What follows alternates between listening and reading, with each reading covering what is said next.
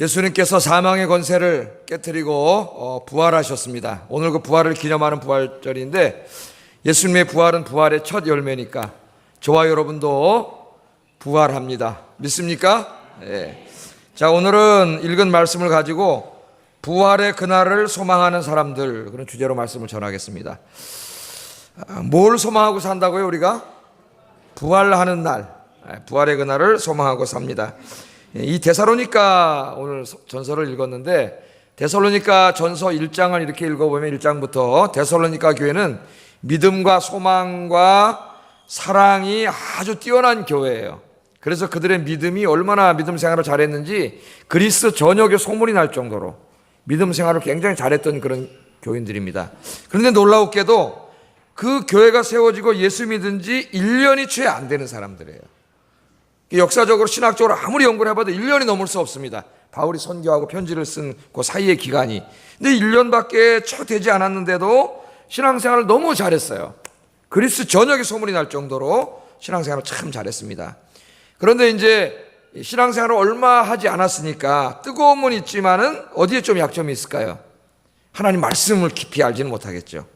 말씀은 오래 다니면서 공부하고 배우고 그래야 알게 되는데 말씀의 깊이는 없었어요. 특별히 이제 예수를 믿게 된 이후에 이 교회 안에 사랑하는 사람들을 먼저 하나님께로 보내드린 그런 가족들의 슬픔 당한 가족들이 있었던 것 같습니다.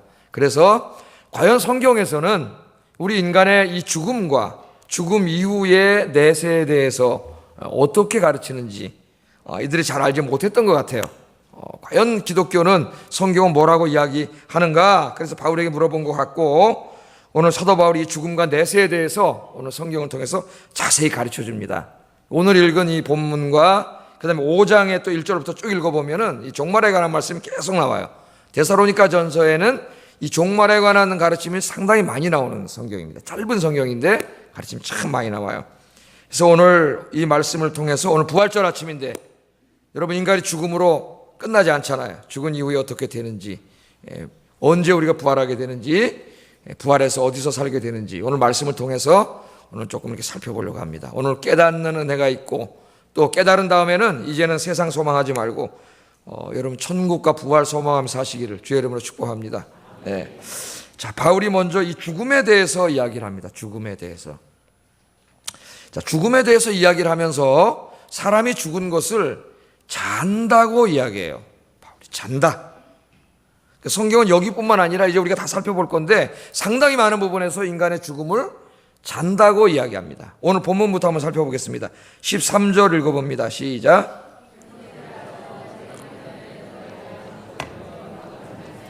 이는 소망 없는 다른 이와 같이 슬퍼하지 않게 하려 함이라. 아멘.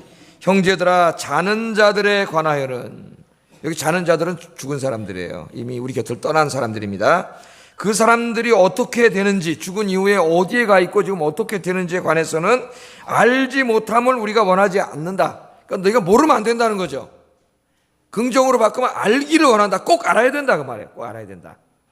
그래야 우리가 이 슬픔을 극복하고 소망을 갖고 살 수 있기 때문에 꼭 알아야 된다고 이야기하는데, 이 우리보다 앞서간 사람들을, 죽은 사람들에 대해서 얘기할 때 자는 자들에 관하여 이렇게 나와요. 자는 자들에 관하여. 한번 성경을 쭉 한번 살펴보겠습니다. 예수님께서 회당장 야이로의 딸이 죽었을 때에도 슬퍼하며 우는 사람들을 향하여 울지 말라. 아이가 잔다고 이야기해요. 누가복음 8장 52절 읽어보겠습니다. 시작. 잔다. 그렇게 이야기합니다. 또 사랑하는 친하게 지냈던 아주 나사로가 죽었을 때에도 예수님께서 나사로가 잠잔다고 이야기해요. 요한복음 11장 11절 읽어보겠습니다. 시작. 그러나 내가 깨우러 가노라. 여기 우리 기독교 진리 아주 중요한 게 다 이렇게 상징적으로 나와 있어요. 잠자는데 내가 깨우러 간다. 여기 부활에 대한 것이 다 암시되어 있습니다. 죽음과 부활에 대한 것이. 그러니까 나사로는 죽은 지 이미 나흘이나 지났을 때입니다. 나흘. 썩는 냄새가 이미 날 때예요. 근데 우리 예수님이 뭐라 그래요? 잔다래요. 자는데 내가 깨우러 간다. 그렇게 이야기를 합니다. 또 이 마태복음 27장을 읽어보면은 예수님께서 부활하시는 십자가에서 죽으시는 날 무덤이 열리고 막 죽은 자들이 막 살아나는 역사가 일어났어요. 그럼 아시죠? 그때도 이미 죽어서 무덤 안에 있는 사람들을 이야기할 때도 잔다고 이야기를 해요. 마태복음 27장 52절 읽어봅니다. 시작. 여기도 무덤 속에서 이미 죽어 있는데 뭐라 그래요? 잔다. 그렇게 이야기합니다. 스데반이 순교하는 그 순간에, 순교하지 않습니까? 죽지 않습니까? 그때도 죽었다고 하지 않고 잔다고 이야기합니다. 사도행전 7장 60절 읽어보겠습니다. 시작. 이 말을 하고 죽으니라 그러지 않고 자니라 그렇게 얘기를 해요. 심지어는 사도행전 13장에 보면은 다윗을 소개하면서 이 다윗이 죽은 지가 벌써 그때로 당시로 1000년 정도가 흘렀을 때인데도 잔다 그래요. 잔다고. 사도행전 13장 36절 읽어보겠습니다. 시작.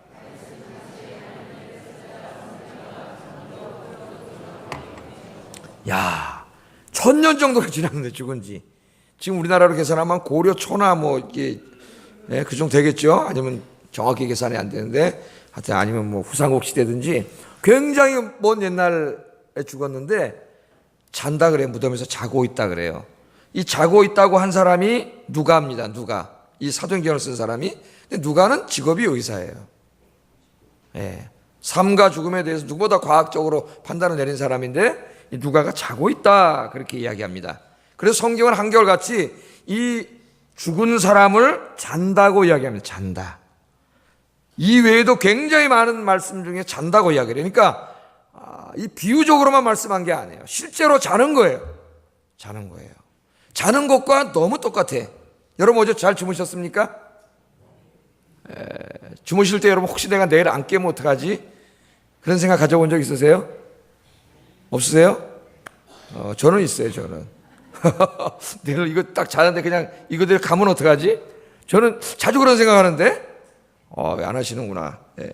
그 잔다 그래요. 자는 것과 너무 흡사해요. 자면 어떻게 해요? 아침에 깰 때가 있습니다. 깰 때가 있어요. 아까 나사로한테 뭐라 그랬어요? 자는데 내가 깨우러 간다. 여기 아주 중요한 상징적인 말이 있습니다. 자, 그렇게 하면 일단 우리가 말씀을 성경은 죽음을 잔다고 이야기하는구나. 그럼 자는 것과 죽음 이 속에서 뭔가 이게 굉장히 벌써 죽음이 뭔가 우리에게 와요. 상당 부분 많이 옵니다. 그런데 여기 좀 더 생각해 봐야 될 게 있어요. 성경을 좀 깊이 생각해 보고 묵상해야 됩니다. 잔다. 그러니까 자는 건 뭐가 잘까? 여기 좀 나뉘어요. 어떤 사람들은 이 잔다의 주어를 영혼으로 이해합니다. 영혼. 그럼 우리가 죽은 다음에 어떻게 되는 거예요? 영혼이 잔다. 그렇게 해석이 되겠죠. 영혼이 자면 어떻게 되겠을까요? 우리가 죽은 다음에 무의식 상태에 들어가는 거예요. 무의식 상태. 그러니까 우리가 죽었어요. 그 다음부터 부활하는 그날까지 우리는 무의식 상태에 들어가는 거예요. 그러면 이 죽음이 상당히 어쩌면 두려워질 수도 있겠어요. 그죠? 부활은 믿지만 딱 죽으면서 그냥 싹 없어지는 거예요. 의식이. 무의식 상태. 그렇게 해석하는 사람들이 있습니다. 맞는 것 같아요? 안 맞는 것 같아요? 맞는 것 같아요? 안 맞는 것 같아요? 맞는 것 같기도 하고 안 맞는 것 같기도 하고 한 번도 거기에 대해서는 깊이 생각해 보진 않았죠. 그런데 성경을 보면은 이러한 영혼이 잔다. 그래서 우리가 죽은 다음에 부활하는 그날까지 무의식으로 무의식 상태에 있다고 하는 주장은 성경의 말씀과 맞지가 않아요. 잘 맞지가 않습니다. 성경에 보면은 인간이 죽은 다음에 영과 육이 분리돼서 육은 이제 어쩔 수 없이 흙으로 돌아가요. 너는 흙이니 흙으로 돌아갈지니라. 요즘 화장을 많이 하기 때문에 그냥 1시간 반 이후에 재로 돌아갑니다. 아무것도 안 해요, 여러분. 여기 너무 신경 쓰지 마세요까지 거예요. 이게 아무것도 안 해요. 1시간 반이 더 재로 돌아가요. 그런데 영은 육을 떠나서 낙원에 하나님 품에 가 있지 않습니까? 근데 거기 무의식이 아니에요. 성경에 보면은 뚜렷한 의식을 가지고 활동을 하고 있어요. 활동을. 히브리서 12장 1절 말씀 한번 읽어보겠습니다. 시작. 모든 무거운 것과 얽매기 쉬운 죄를 벗어버리고 인내로서 우리 앞에 당한 경주를 하며. 여기 보면 우리에게 구름같이 둘러싼 허다한 증인들이 있다. 이분은 누구예요? 우리보다 앞서 가신 성도님들이에요. 먼저 죽은 성도님들입니다. 그런데 우리가 여기서 믿음의 경주를, 그러니까 우리가 이제 신앙생활하는 걸 마라톤에다 비유해가지고 우리가 다 경기장에 나서 믿음의 경주를 뛰고 있는데 지금 그 먼저 가신 분들이 이 증인이 돼가지고 우리를 응원하고 계세요. 안타까운 마음으로 신앙생활 더 잘해야 되는데 오늘 부활절인데 저 사람 왜 등산 가지? 제가 등산 가면 안 되는데 이러고 계시단 말이에요. 먼저 가신 부모님이 안 되는데, 그래서 신앙생활 잘하면 막 응원하고 이런 모습으로 나와요. 이런 모습. 그러니까 뚜렷한 의식을 가지고 활동을 하고 있는 거죠. 낙원에서. 또 요한계시록 6장 9절 10절도 한번 읽어보겠습니다. 시작.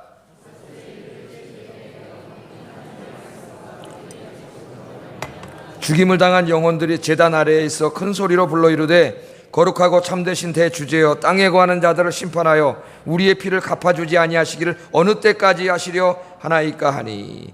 여기 다섯째 인을 뗄 때 요한이 환상을 봤습니다. 하늘을 봤어요. 하늘. 하나님이 계신 곳을 봤더니 이미 우리보다 앞서간 성도들의 영혼들이 있어요. 오늘 특별히 여기 보이는 분들은 순교자들의 영혼입니다.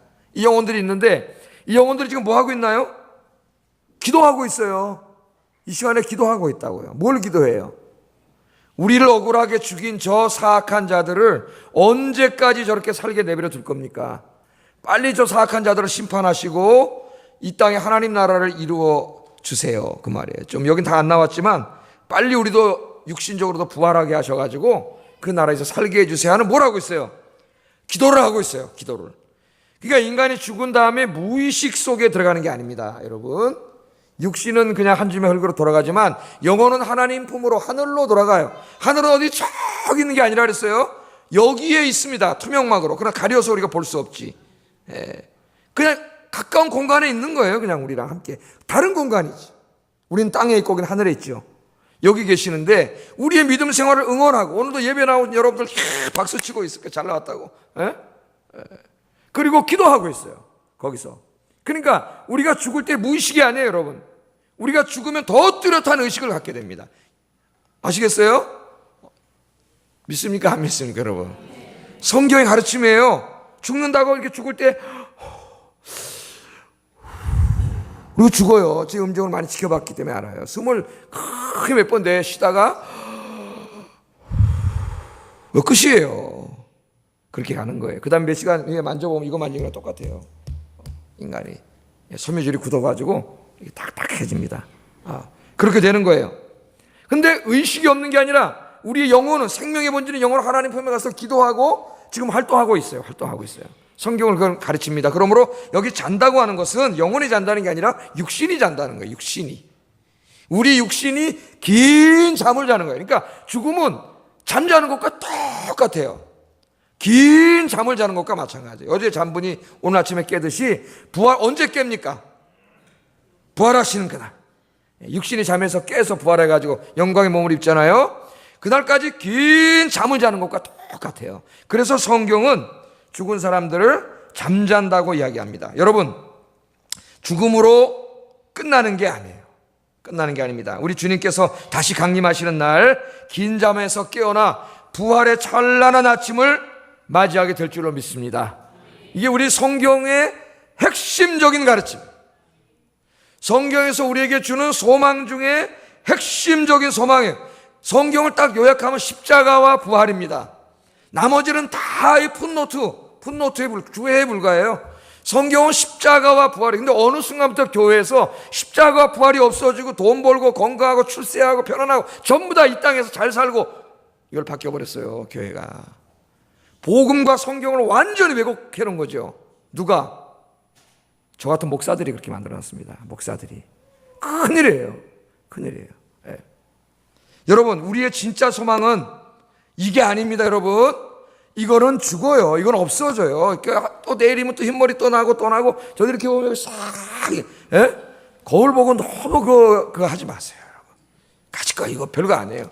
이제 부활의 그날 죽으면 하나님이 영광스러운 몸, 좀 이따 살펴볼 건데 우리에게 주실 줄 믿습니다. 네. 자, 그러므로 바울은 데살로니가 교인들에게, 특별히 사랑하는 사람을 먼저 떠나보낸 사람들에게 오늘 뭐라고 이야기하냐면은 소망 없는 사람들처럼 슬퍼하지 말라, 그렇게 이야기합니다. 오늘 12절 읽어보겠습니다. 시작. 슬퍼하지 않게 하려 함이라. 아멘. 지금 왜 이 부활과 주님의 강림에 대해서, 천국에 대해서 얘기하냐면은 슬퍼하지 않기 위해서, 절망 가운데 있지 않게 하기 위해서 내가 이 말을 한다, 그 말이에요. 여러분, 우리가 이 땅에 살아가면서 가장 큰 고통은 잃어버리는 고통입니다. 상실의 고통. 상실의 고통이에요. 우리가 오래 다니던 직장을 상실했을 때 여러분 얼마나 힘듭니까? 여러분 고통스럽고, 또 혹은 사업을 하다가 평생 모아놓은 재산을 하루아침에 상실했을 때 우리 너무 힘들죠. 또 사람들의 오해로 인해 또는 험담으로 인해 내 명예가 심각하게 상실됐을 때, 그때도 우리는 매우 고통스럽습니다. 그러나 이 모든 상실보다 더 큰 고통을 주는 상실은 사랑하는 사람이 우리의 곁을 떠나는 이별의 상실이라고 심리학자들은 이야기합니다. 가장 큰 고통이에요. 아픔이고 슬픔이고, 어떻게 보면 인간의 육을 입고 있는 이 땅에서는 평생 동안 완전히 치유되지 않는 고통입니다. 우리는 사랑하는 친구나 가족이 곁을 떠날 때 큰 슬픔과 고통을 경험합니다. 그래서 예수님께서도 친했던 나사로가 죽었을 때 슬퍼하시며 우셨습니다. 오늘 이 본문을 오해하면 안 되겠어요. 소망 없는 다른 이와 같이 슬퍼하지 말라, 이 말씀이 사랑하는 사람이 곁을 떠났을 때 슬퍼하며 울지 말라는 말씀이 아닙니다. 우리는 사랑하는 사람이 곁을 떠날 때 충분히 울어야 합니다. 충분히 슬퍼해야 됩니다. 가슴이 뻥 뚫릴 정도로 충분히 눈물을 흘리며 슬퍼하고 울어야 돼요. 그래야 슬픔과 우울에서 벗어나 정상적인 삶으로 돌아올 수 있습니다. 정상적인 삶. 우리가 어떤 어려움이나 슬픔을 당하잖아요. 특별히 사랑하는 사람이 먼저 곁을 떠났을 때 우리 이 고통과 슬픔은 이건 상상할 수가 없는 거예요. 어마어마한 슬픔과 고통이 찾아옵니다. 가슴에 사무치는 그리움이 찾아오고요. 그래서 슬퍼요. 그때 여러분 우셔야 돼요. 이걸 크크크 그러지 마세요. 그냥 펑펑 우세요. 하나님 앞에서 펑펑 울고, 몇 달 사람마다 좀 다르겠지만 그 슬프고 생각날 때 펑펑 우세요. 하나님 앞에. 그래서 우리의 슬픔과 눈물을 충분히 다 해야 돼요. 충분히 다 해야 돼요. 그렇지 않으면 슬픔에서 벗어나지 못합니다. 우리가 이렇게 살다가 슬픔을 당하면 우리가 우울 모드에 들어가게 돼요. 슬픔 모드에. 그것이 계속 우리 어느 정도 머뭅니다. 그러다가 이게 정상적인 과정을 거치면 몇 달 혹은 길게 가는 사람 1년 이상도 가는 사람이 있어요. 가다가 다시 우리가 충분히 슬퍼하고 울면 거기서 다시 벗어나와요. 그래서 우울증에 걸리지 않아. 그러니까 이 슬픔의 과정을 다 제대로 보내지 못한 사람은 우울증에 걸려요. 우울증에. 그러니까 여기서 이 말씀은 그냥 슬퍼하지 말라는 말씀이 아니라 전제가 있어요. 전제가. 어떻게 슬퍼하지 말라고요? 소망 없는 사람처럼 슬퍼하지 말라. 소망 없는 사람처럼. 소망 없는 사람은 누구예요? 하나님 믿지 않는 사람이에요. 부활을 믿지 않는 사람이고 천국과 영생을 믿지 않는 사람입니다. 이런 사람들은 어떨까요? 죽음이 끝이라고 생각해요. 영원한 이별이라고 생각합니다. 그러니까 사랑하는 사람이 먼저 곁을 떠났을 때 얼마나 슬프겠어요, 여러분. 그 슬픔과 고통을 견디기 어렵습니다. 그래서 하나님을 믿지 않는 사람들은 절망 가운데 슬퍼하는 거예요. 그 슬픔이 달라요. 절망 가운데 슬퍼하는 거예요. 그리스도인들도요, 사랑하는 사람이 곁을 떠나면 슬픕니다. 고통스럽습니다. 그러나 우리는 소망 없는 사람처럼 슬퍼하지는 않습니다. 주께서 강림하시는 날 부활하여 그 그리운 가족, 먼저 헤어졌던 가족을 다시 만날 그날이 있음을 확신하기 때문에 절망 속에 슬퍼하지 않아요. 제가 오래전에 이렇게 미국에 유학 갈 때 저는 외아들이고 부모님은 연세가 드시고 이게 가려니까 마음에 걸려요. 그래서 공항에 이제 배웅 나와가지고 이렇게 가는데, 이거 뭐 몇 년 있으면 도로 만날 거 아닙니까? 가도 전화도 하고 만날 건데, 그 또 제가 외아들이다 보니까 이렇게 떠나가는데 화장실에 가서 이렇게 있는데, 그 눈물이 나오더라고요. 저희 부모님도 바깥에 눈물을 흘리시고, 좀 있으면 만날 건데, 갔잖아요. 다시 만나잖아요. 그 작은 체험을 통해서 하나님께서 죽음과 이 부활에 대한 아주 중요한 그걸 저에게 주셨어요. 우리의 그 헤어짐이라는 게 그와 같은 거예요. 그와 같은 거예요. 우리가 이 땅에 사는 삶은 잠깐 영원한 하나님의 시간 속에서 비춰볼 때 아주 잠깐에 잠깐. 그러니까 우리는 시간 속에 살기 때문에 우리는 순서가 생겨요. 그래서 어떤 사람이 오늘 죽었고 나는 내년에 죽었고 그 다음에 10년 후에 죽고, 우리가 볼 때는 이게 순서가 있어요. 그러므로 먼저 어떤 사람이 떠나면 여기 남아있는 사람은 그리움 속에 슬퍼합니다. 고통스럽죠. 어떤 엄마가 사랑하는 아들을 먼저 보내고 가슴에 사무치도록 그립습니다. 그렇게 이야기를 하는데, 예? 그래서 법륜 스님한테 물어보더라고요. 이걸 어떻게 극복해야 되느냐. 그래서 제가 다 읽어봤어요. 읽어봤어요. 그랬더니 뭐 이런저런 얘기를 하시더만요. 그게 저게 큰 위로가 될까? 네, 그런 생각을 해봤습니다. 틀린 말인데 오늘 여러분 주님 안에서 다시 만남으로 위로받기를 주의 이름으로 축복합니다. 예. 너무 사무치게 그리워. 그런데 하나님이 보실 때는 똑같아요. 하나님은 시간이 없습니다. 시간은 하나님이 만드신 거예요. 시간은 참 신비한 것인데 하나님은 영원이에요. 영원 속에 들어가면 시간이 흐르지 않습니다. 하나님이 볼 때는 다 평면이에요. 평면. 우리는 이렇게 시간이 가니까 내일 일을 몰라요. 내가 오늘 죽으면 우리 집사람 남아서 슬퍼할 거예요. 우리 애들하고. 근데 하나님 볼 때는 다 똑같아요. 똑같아요. 평면이에요. 그래서 죽게는 천년이 하루 같고 하루가 천년 같아요. 우리만 시간 속에 있기 때문에 잠깐 시간의 차이에 의해서 헤어짐, 그 속에 그리움과 슬픔이 우리에게 있는 거지. 우리에게 있는 거지. 우리는 언젠가 주님 안에서 다시 다 만납니다. 다시 다 만나. 믿습니까? 잠깐 오면 우리는 다 만나요. 그럼 우리보다 앞서 먼저 가신 분들은 지금 그 영혼이 하나님 품에 있습니다. 하나님 품에. 그런데 그것은 우리가 살고 있는 이것과는 비교할 수 없을 정도로 좋은 곳이에요. 좋은 곳이에요. 정말 비교할 수 없도록 좋은 곳입니다. 그래서 성경적인 관점에서 보면 사실은 거기에 먼저 가 있는 분이 우리보다 복된 사람들이에요. 우리는 여전히 이곳에 있습니다. 죽음을 두려워하고 질병 속에 고통당하고 서로 싸우고 미워하고 그잖아요. 교회 안에서도 이 사랑하는 공동체 안에서도 뭔 그렇게 원수가 전지 뒤에 가면 맨날 욕하고 거기 때문에 괴로워하고 슬퍼하고 고통 속에서 우리가 살지 않습니까, 여러분? 하루하루가 힘들고 고통스러워. 물론 잠깐 기쁘고 즐거울 때도 있지만 인생이라는 게 그런 거예요. 그런데 먼저 가신 분들은 이 고통의 사슬을 벗어났습니다. 어디 있어요? 낙원에서 안식하고 계세요. 그래서 성경은 주 안에서 죽은 자들이 복되다고 이야기합니다. 계시록 14장 13절 읽어보겠습니다. 시작.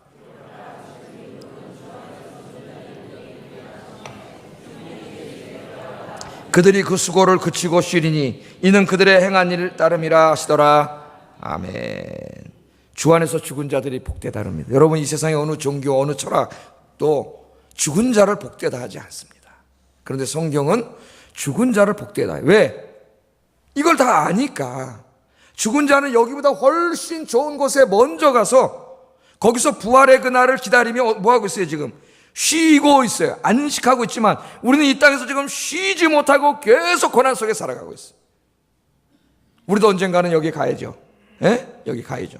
이렇게 기다리고 있습니다. 그러니까 먼저 가신 분들이 우리가 여기서 슬퍼하고 그리워하잖아요. 그럼 거기서 그럴 거야. 이게 아닌데 여기 너무 좋은 곳인데 나도 잘 몰랐지만 여기 와보니까 너무 좋은 하나님 품에 있는데 근데 사랑하는 사람들도 빨리 다 여기 다 죄악 세상에서 빨리 다 일로 데리고 와야 되겠는데 저렇게 울면 안 되는데 그러면서 안타깝게 거기서 기도하고 있단 말이에요. 신앙생활 열심히 해라. 주님 앞에 사명 잘 감당해라. 그리고 잠시 잠깐 오면 금방 갑니다. 여러분 시간 여기 다 죽어요. 안 죽었어요. 아무도 없어요. 금방 만나요. 금방 만나. 오늘 뭐라 그랬어요? 바울이 이 말씀으로 서로 위로하라. 그렇게 말씀했습니다. 여러분, 이 말씀으로 여러분이 먼저 위로받으시기를 주의 이름으로 축복합니다. 그리운 사람들 멀리 있지 않아. 여기 함께 있어요. 여기 우리가 그들은 육이 없기 때문에 우리가 여기 지금 볼 수 없고 만질 수 없지만은 지금 여기에 함께 있어요. 그래서 성경은 이미 죽은 사람들, 그 영혼이 낙원에 가 있는 사람들과 이거 육이 없죠. 지금 우리 육을 갖고 이 땅에 있는 사람들이 다 같이 주님 안에 있다고 이야기합니다. 죽었다고 주님 바깥으로 가는 게 아니에요. 다 주님 안에 있어요. 그들은 육이 없는 상태에서 부활을 기다리고 있고 우리는 육을 가진 상태에서 부활을 기다리고 있어요. 이제 좀 이따 이게 어떻게 이루어지는지 한번 이제 계속해서 살펴볼 테인데, 그러니까 우리는 다 어디 있어요? 주님 안에 있어요. 그래서 우리는 서로 교제하고 있어요. 여러분, 아까 우리 신앙 고백했지 않습니까? 신앙 고백할 때 뭘 믿는다고 고백했어요? 거룩한 성도의 교제를 믿는다 그랬잖아요. 그 성도의 교제를 믿는다는 게 뭐예요? 이미 낙원에 있는 저 성도님들, 거기를 신학에서는 승리한 교회라 그래요. 승리한 교회. 그리고 우리 이 땅에서 죄악과 아직까지 싸워가고 있는 이 교회를 전투적인 교회라 그래요. 신학에서는 밀리턴트 초치라 그래요. 전투적인 교회. 이 두 교회가 있는데 이 두 교회는 다 어디 있어요? 주님 안에 있고 우리는 여기 있고 저들은 여기 없지만 우리가 서로 주님 안에서 뭐하고 있음을 믿어요? 교통하고 있음을 믿는다고 우리가 고백하지 않습니까, 여러분? 거기 있는 교제는 우리가 교회 와서 맨날 교제한다는 물론 그런 의미도 있지만 그것만 있는 게 아니에요. 이미 낙원에 가 있는 성도들과 우리는 다 주님 안에서 교제하고 있음을 고백합니다. 이 말씀으로 위로하라. 그렇게 말씀했으니까 여러분 이 말씀으로 위로받고 위로하시기를 주의 이름으로 축복합니다. 그러면 언제 죽은 사람들이 부활하여 천국에서 주님과 영원히 살게 되는가? 언제 이게 이루어졌으면 좋겠어요? 예? 지금 이루어졌으면 좋겠어요. 지금 우리 예배 드리고 있을 때 주님이 탁 오셨으면 얼마나 좋을까? 얼마나 좋을까? 근데 아직 가족권이 다 안 된 사람은 목사님 안 됩니다. 그러겠죠. 내 식구 다 구원한 다음에 오셔야 됩니다. 그러겠죠? 다를 거예요. 저 모르는 식구들은 다 교회 다니니까. 그래서 여러분 가족 다 구원하시기를 주의 이름으로 축복합니다. 빨리 전도하셔야 돼요. 자, 오늘 말씀해 보겠습니다. 14절, 17절 화면 보고 읽어보겠습니다. 시작.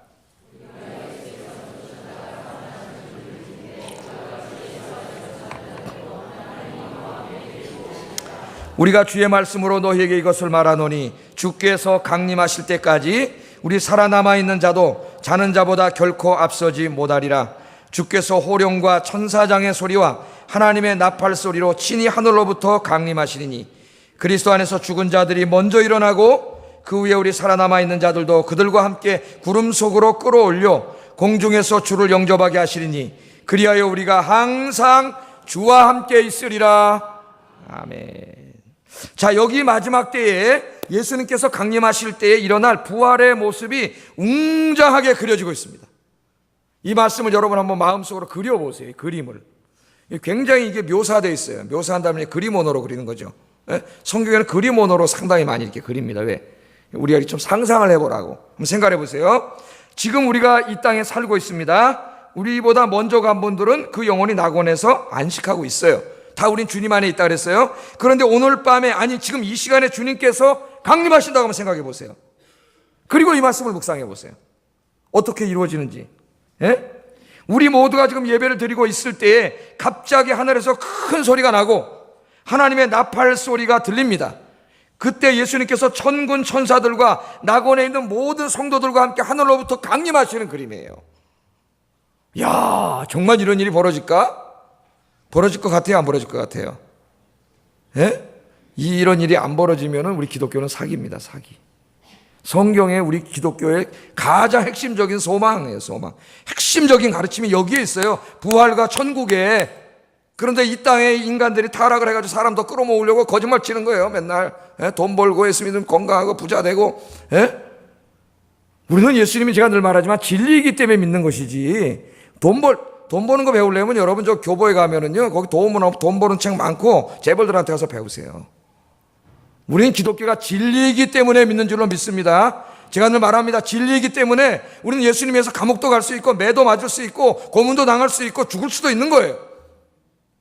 이 신앙을 예수 믿고 돈 벌고 맨날 건강하고 이런 데다가 이 미신을 빠져가지고 어떤 사람은 그게 없어지면 에이 하나님 있긴 뭐가 있어 이렇게 되잖아요. 이 신앙, 이 성경을 잘못 알아가지고. 자, 주께서 강림하실 때 다 데리고 와요. 부활한 거예요. 이미 먼저 죽은 사람들이 부활해요. 이 화장하면 재로 없어집니다. 땅 속에 다 썩어서 없어집니다. 그런데 부활의 그날 어떻게 돼요? 이게 다 하나님께서 이것으로 반죽을 하셔가지고 영광스러운 몸으로 부활시켜요. 그래서 영혼과 다시 만나서 하나님과 같은 몸을 갖게 된다 그랬죠. 영원히 사는 몸을 갖게 됩니다. 그럼 오늘 오시는데 우리 살아있는 사람은 어떻게 돼요? 우리는 안 죽었는데. 우리는 부활 안 하나요? 우리는 어떻게 돼요? 우리는 변화돼요. 오늘 여기 공중으로 끌어올려진다 그랬죠? 변화돼요. 죽은 사람이 부활하나 우리 이 몸이 변화되나 똑같은 거예요. 그 영광의 부활의 몸으로 변화돼요. 변화돼. 그래서 주님의 강림을 맞이하러 올라가요. 말씀 그대로입니다. 지금 올라가서 주님을 영접하고 함께 이미 우리보다 먼저 죽은 사람들, 부활한 사람들과 함께 이곳으로 내려오면 여기는 이미 이런 세상이 아니에요. 하나님이 사악한 것들을 다 심판하고 이곳은 치유하셔서 천국이 이루어져 있어요. 이곳에 내려와서 주님과 함께 어떻게 한다고요? 항상 주와 함께 있으리라. 영원히 살게 되는 줄로 믿습니다. 이게 성경 66권에서 가르치는 기독교의 소망이라니까요. 예? 예수 믿고 잘 먹고 잘 살고 돈 벌고 그게 아니에요. 이게 성경에서 가르치는 우리 기독교의 소망이에요. 소망. 우리는 거기서 주님과 함께 영원히 살게 돼요. 그러면 이 땅에 세워질 하나님의 나라는 어떤 나라일까? 어떤 나라? 예? 도대체 어떤 것일까요? 우리 한번 성경 찾아보겠습니다. 요한계시록 21장 3절 4절 앞에 나오는데, 그 나라는 이 땅에 우리가 지금 가지고 있는 모든 인간의 죽음과 죄와 고통과 슬픔이 없는 나라예요. 같이 한번 읽어보겠습니다. 시작.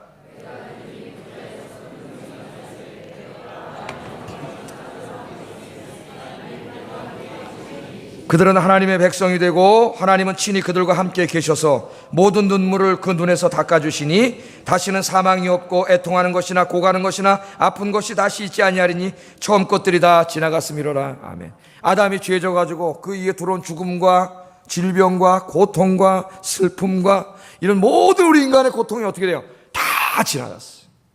주님께서 사악한 것들은 다 심판해버렸어요. 그리고 다 치료하셨어요. 그런 게 아무것도 없어요. 주님의 샬롬, 기쁨과 평강만이 영원히 가득한 것입니다. 그렇게 우리에게 거기까지만 그림을 보여주셨어요.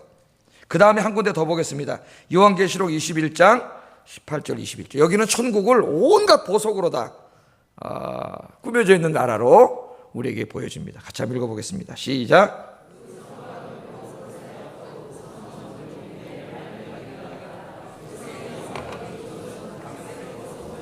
첫째 기초석은 벽옥이요, 둘째는 남보석이요, 셋째는 옥수요, 넷째는 녹보석이요, 다섯째는 홍만호요, 여섯째는 홍보석이요, 일곱째는 황옥이요, 여덟째는 능욕이요, 아홉째는 다망옥이요, 열째는 비치옥이요, 열한째는 청옥이요, 열두째는 자수정이라. 그 12문은 12진주니 각 문마다 한 개의 진주로 되어 있고 성의 길은 맑은 유리 같은 정금이더라. 아멘. 자, 여러분 이 말씀을 보세요. 지금 어떻게 되어 있어요? 이 땅이 뭐로 되어 있어요?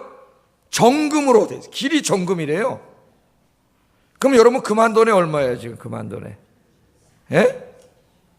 뭐 얼마 할 거예요. 한 10몇만 하든지 뭐 얼마 하겠죠. 근데 그 땅이 다 정금이고 모든 그 성의 벽이 이 세상에서는 정말 찾아볼 수도 없을 정도의 아름답고 값비싼 보석으로 다 이렇게 되어 있잖아요. 정말 천국이 보석으로 되어 있다는 걸 얘기하는 걸까요? 아니에요. 지금 천국의 그 풍요로움과 아름다움과 그 너무너무 좋은 것을 우리에게 언어로 이야기를 해줘야 되겠는데, 언어로. 천국은 이 땅에 속한 질서가 아니기 때문에 인간의 언어로 형용할 수 있는 방법이 없어요. 하나님의 사랑도 너무 큰 사랑인데 하나님께 속한 사랑이 이 땅의 언어로 형용이 안 되기 때문에 하나님이 세상을 이처럼 사랑하사밖에 안 되는 거예요. 이처럼 사랑. 가장 닮은 사랑이 엄마의 사랑이야. 그 엄마의 사랑으로 때로는 얘기하잖아요. 엄마의 사랑. 엄마의 사랑으로. 그러나 엄마의 사랑보다 훨씬 더 큰 사랑, 숭고한 사랑이죠. 하나님의 사랑이. 그러니까 이걸 인간이 이 땅에 이렇게 코박고 사니까 말이죠. 얼마나 우리 대한민국만 해도 얼마나 발전했어요. 이것과는 비교도 안 되는 천국의 아름다움과 풍요로움과 좋음을 보여줄래니까 그걸 뭘로 보여준 거예요? 이 땅의 사람들이 쫙 값비싸고 고귀하게 여기는 보석돌로 쫙 보여준 거예요. 하나님의 나라는 바로 그와 같은 나라입니다. 할렐루야. 비교할 수 없는, 이 땅에 그 어느 부자 빌 게이츠 뭐 집 다 뒤져 거기 가서 살아도 비교할 수 없는 그런 것을 하나님이 준비해 놓으신 줄로 믿습니다. 지금 데살로니가 교인들은 핍박받고 있어요. 경제적으로 가난해요. 어떤 사람은 사랑하는 가족과 이별했어요. 너무 슬퍼요. 그런데 오늘 이 말씀이 얼마나 위로가 되고 소망이 되겠습니까? 그래서 오늘 바울이 얘기를 해주면서 이 말씀으로 서로 위로하라. 슬픔 당한 사람에게 이 말씀으로 서로 위로하라. 그렇게 말씀해 주셨습니다. 여러분, 이 땅에 소망 갖지 마시고 잠깐이면 없어질 것들입니다. 여기에 안 죽을 사람 아무도 없고 잠깐이면 다 죽어요. 똑같습니다. 아까 제가 말했잖아요. 우리는 시간의 차이가 있어서 그 기간 동안 너무 슬프고 힘들지만 하나님 볼 땐 다 한 번에 이루어지는 거예요. 영혼 속에는 똑같아요. 우리는 한 사람도 예외 없어요. 이 땅에 소망 없습니다. 주님이 이루실 부활과 영생과 천국을 소망하며 살아가시는 여러분 되기를 주의 이름으로 축복합니다. 그럼 마지막으로 이 부활과 천국을 믿고 소망하는 사람들의 이제 좀 변화되어야 됩니다. 정말 부활을 믿는다면 삶의 변화가 일어나야 돼요. 첫째는 가치관의 변화가 일어나요. 가치관의 변화. 제일 중요한 거죠. 교회만 다닌다고 그리스도인이 아니에요. 가치관의 변화가 일어나지 않는 사람은 주님을 만났다 할 수가 없습니다. 우리 자주 찾아 읽는 성경인데 빌립보서 3장 7절 9절 읽어보겠습니다. 시작.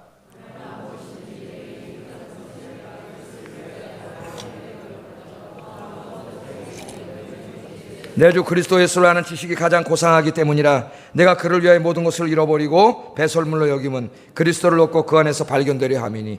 설교 시간에 제가 굉장히 자주 읽습니다. 여러분 귀에 그냥 못이 박히라고. 예? 여기 뭘 다 배설물로 여겼어요.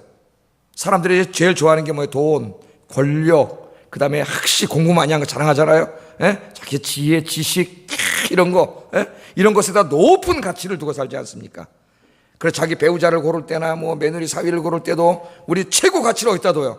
거기다 두고 얻지 않습니까? 그래서 믿음이 좋은 것 같은데도 어떤 사람 보면은 인생의 제일 중요한 일을 결정할 때 보면은 이런 것들은 다 꼴본이에요. 예?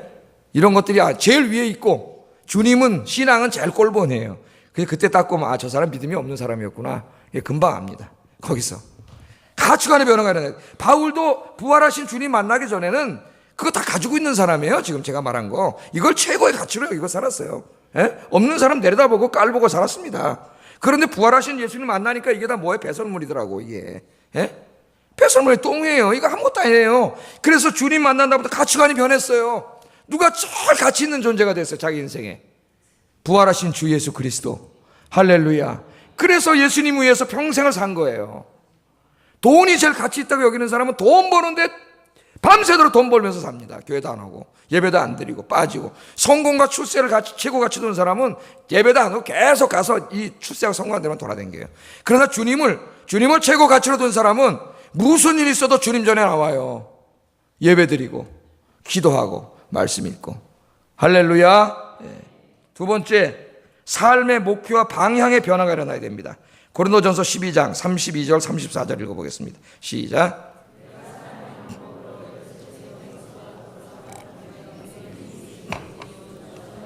살아나지 못한다면 내일 죽을 터이니 먹고 마시자 하리라. 속지 말라. 악한 동무들은 선한 행실을 더럽히나니 깨어 의를 행하고 죄를 짓지 말라. 하나님을 알지 못하는 자가 있기로 내가 너희를 부끄럽게 하기 위하여 말하노라. 아멘. 신앙생활 제대로 안 하는 사람들이 글을 읽고 부끄러워하라고 말한다 그래요. 부끄러워하라고. 오늘 뭐라 그러니까 자기가 에베소에서 복음 전하려고 그 죽을 고비도 여러 번 넘기고 막 그랬던 것을 이야기하면서 부활이 없다면 내일 죽을 건데 내가 뭐 할라 이렇게 살겠냐 이거죠. 부활이 없다면 나도 어떻게 다른 세상 사람들처럼 에피큐리안 철학자들처럼 인생의 쾌락을 해서 먹고 즐기고 벌고 이렇게 산다는 거예요. 부활이 없다면 그게 잘 사는 거예요. 여러분 어차피 죽으면 끝인데 뭐. 노세 젊어서 노는 거죠. 늙어지면 못나나니 화무 11홍이요 달도 차면 기운 아니라 얼씨구 절씨구 차차차 하고 노는 거죠. 그러나 정말 부활이 있다면 이렇게 사는 사람은 제일 어리석은 사람. 지옥 가니까 지옥. 잠깐 동안에 그렇게 살아서 영원한 지옥에 가니까요. 제일 어리석은 사람이에요. 그런 사람들이. 얼마나 불쌍합니까 여러분. 천국과 지옥인데 그것도 모르고 그렇게 살아면 얼마나 불쌍한 사람이에요. 바울이 만일 부활이 없다면은 나도 그렇게 에피큐리안 철학자들 염두에 두고 한 말이에요 지금. 나도 그렇게 살겠다. 그러나 부활이 있기 때문에 바울은 그렇게 살 수 없었습니다. 왜냐하면은 언젠가는 하나님 앞에 설 날이 있고 그날 자기의 인생에 대해서 결산을 해야 하고 거기에 따라서 자기의 영원이 결정되기 때문에 그렇게 살 수 없어요. 그래서 주님을 위해서 평생 동안 살았습니다. 여러분 그러면 이 부활을 믿는 사람들은 어떻게 살아야 합니까? 어떻게? 오늘 간단하게 말하는데 깨어 의를 행하고 죄를 짓지 말라. 여기 굉장히 많은 말이 들어가 있어요. 여기에 깨어 의를 행하고 죄를 짓지 말라. 깨어는 영적으로 깨어 있으라는 말입니다. 정신 차려서 신앙생활 하라는 거예요. 신앙에 잠을 자지 말고 열심히 기도하고 말씀 묵상하고 예배드리고 전도하고 봉사하라는 겁니다. 기름을 준비하지 못해 천국에 들어가지 못한 어리석은 다섯 처녀처럼 살지 말라. 성경 경고하고 있습니다. 경고. 그런데도 교회만 왔다 갔다 하지 계속 그 길로 가요. 이 설교를 듣고도 또 그 길로 가요. 여러분 예배 잘 드리고 있어요? 신앙생활 잘하고 있습니까? 열심히 기도하고 있습니까? 성경 말씀 묵상하고 봉사하고 전도하고 있습니까? 이제 오늘부터 남은 인생을 그렇게 사시기를 주의 이름으로 축복합니다. 여기 죄를 짓고 의를 행하지 말라 그랬어요. 의를 행하라는 말씀은 죄와 함께 나오므로 윤리적인 의미일 수 있습니다. 부활을 믿는 사람들은 거짓과 불의한 삶을 버리고 정직하고 의로운 삶을 살아가야 돼요. 부활에 합당한 삶을 살아가야 돼요. 그러나 이 말씀이 윤리적인 의미만 있는 것은 아닙니다. 부활을 믿는 사람이 행해야 할 가장 의로운 일은 부활의 기쁜 소식을 전하는 거예요. 바울처럼 이 부활의 기쁜 소식을 몰라 저 죽음의 구렁텅이로 빠지고 있는 저 사람들, 사망의 철창에 갇혀있는 저 사람들에게 부활의 복음을 증거해서 사망의 철창을 깨고 사망의 사슬을 풀어주는 거예요. 할렐루야. 제가 부활절 때마다 매년 아닌데 가끔씩 읽어주는 말씀이 있습니다. 오늘도 또 귀에 못이 박히라고 제가 읽어드릴게요. 1885년 4월 5일 부활절. 4월을 다 오늘하고 똑같더라고 보니까. 88년 4월 5일 날 부활절 아침입니다. 거센 풍랑을 헤치고 한 척의 배가 인천 제물포항에 도착했습니다. 단순한 입항이 아니었습니다. 이 나라에 처음으로 부활의 복음이 들어오는 감격스러운 순간이었습니다. 그렇게 부활절 날 언도우드와 아펜젤로는 조선 땅을 밟았습니다. 황무지에 소망의 빛이 비치는 순간이었습니다. 아펜젤로는 본국에 보낸 첫 선교 보고에서 이날의 감동을 이렇게 밝힙니다. 조선 땅에 바로 불과 몇십 년 전에 예수 믿는 사람들 잡아다 죽이던 땅에 지금 청년 26살 먹은 청년 둘이 부활절날 아침에 제물팡에 배를 타고 이 땅에 들어왔어요. 부활의 복음을 증거하겠다고. 배에서 내리면서 얼마나 훌륭한 청년이에요. 여러분 26살이에요. 26살. 이렇게 말합니다. 전보를 보냈어요. 우리는 부활절에 이곳에 왔다. 그날 사망의 철창을 쳐부수고 부활하신 주님께서 조선의 결박을 끊어주시고 하나님의 자녀로 빛과 자유의 세계로 인도해 주시기를 기도했다. 26살 먹은 청년 2명이 불과 몇 년 전만 해도 예수 믿는 사람 잡아다 죽이던 그 나라 인천 땅에 배를 타고 내려서 한 기도입니다. 기도. 이 사망의 땅에 사망의 철창과 사슬에 얽매여 있는 이 조선의 민족들을 이 부활의 복음으로 해방시켜 주시옵소서. 두 청년이 기도했습니다. 부활의 복음은 참으로 놀라웠습니다. 그로부터 130년이 지난 후 부활의 복음이 처음 들어왔던 조선 땅에는 1000만 이상의 성도들이 생겨났습니다. 수만 개의 교회들이 생겨났습니다. 두 청년이 사망의 땅에서 기도하고 시작했는데 부활의 복음이 놀라운 역사를 가져왔습니다. 부활하신 주님께서 죄와 사망으로 죽었던 이 땅을 다시 살려주셨습니다. 부활의 주님이 들어가는 곳에는 생명이 살아납니다. 가정이 살아납니다. 민족이 살아납니다. 온갖 죽었던 것들이 다시 소생합니다. 이 부활절 이 아침에 이 부활의 기쁜 소식을 온 땅에 증거하며 사시는 여러분 되기를 주의 이름으로 축복합니다. 기도하겠습니다.